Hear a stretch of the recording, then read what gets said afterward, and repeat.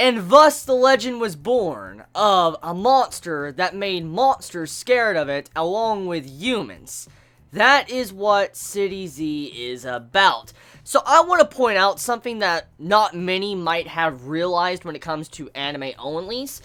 If you go back to the second episode of One Punch Man, this episode was foreshadowed.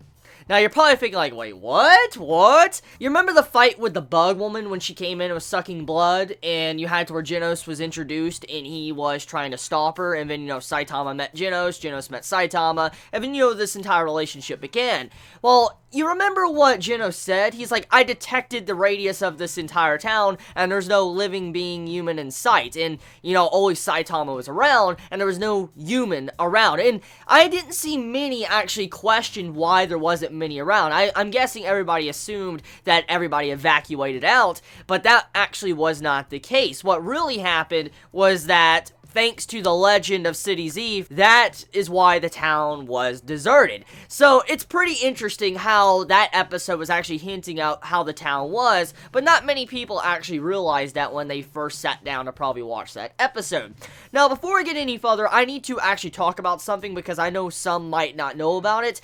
So, as I said earlier on, I think it was around Monday or Tuesday last week, I talked about how One Punch Man's animation is on average level. Now, let me explain. Madhouse Studios confirmed that their budget for One Punch Man is average level. Now, I'm not going to go back into those details, but I will link the video in the description if you do not know about it yourself, and you were unaware that One Punch Man's budget is not on that godlike level we all thought it was. It's actually on an average level, and Madhouse confirmed it themselves, so it's pretty scary. But I want to get off of that because I've already covered that in that video, and if you want to see it for yourself, you can go check it out. The link is in the description.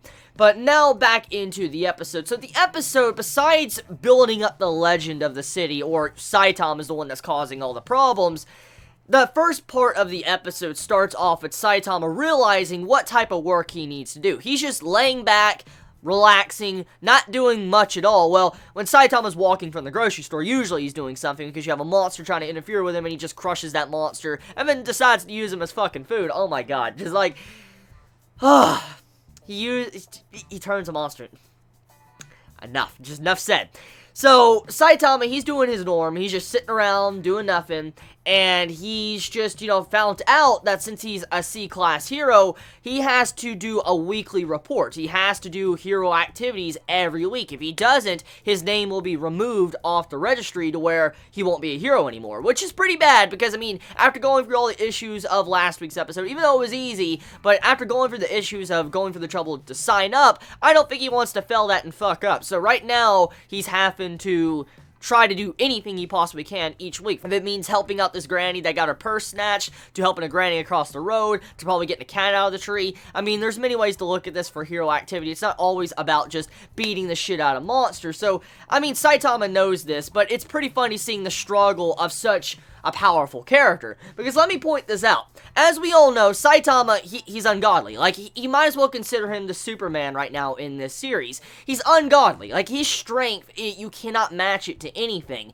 And when you see this strong, powerful being not being able to use his strength, but has to go do common day things to help out people, it's pretty funny. And that's the comedy in this episode, because it's like this episode is trying to show just because you're all-powerful doesn't mean you can get over the difficulties of some things in life, especially when you have to kind of prove yourself each week. And now, to actually explain why Saitama has never gotten attention as well, there was a beautiful way how this was set up with this episode. As we know, we come to find out that the town is deserted. So, let's think about this. If we found out that multiple strong level monsters are heading to this town, but no human is around, that means Saitama's wiping them out and nobody's there to see him. Like, look what the monster said in this episode, which actually points out something very interesting that I want you anime onlys to take note of. Look at the monster, that seaweed monster in this episode. When the monster beat the shit out of those two heroes, he looks around, he's like, oh, there's nobody around, there's no humans to really see what I did and, build my legend up. And so you could tell that monsters as well, they want to build up their, credibility in how people recognize them as crazy threats. So to see this also shows you monsters maybe have their own system, or they want humans to acknowledge them that there's certain levels of strength.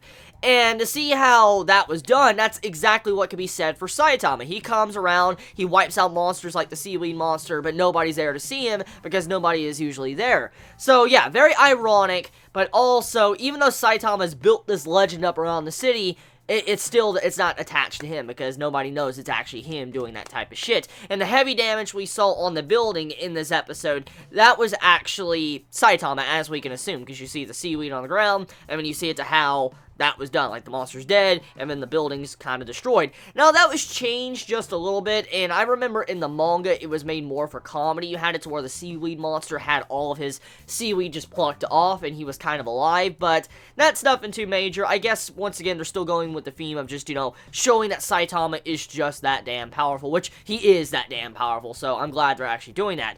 Now, speaking of that, they introduced two characters in this episode, and I think they're being introduced a lot earlier than they were even in the manga. The two characters that got introduced this episode were Tornado and Fubuki.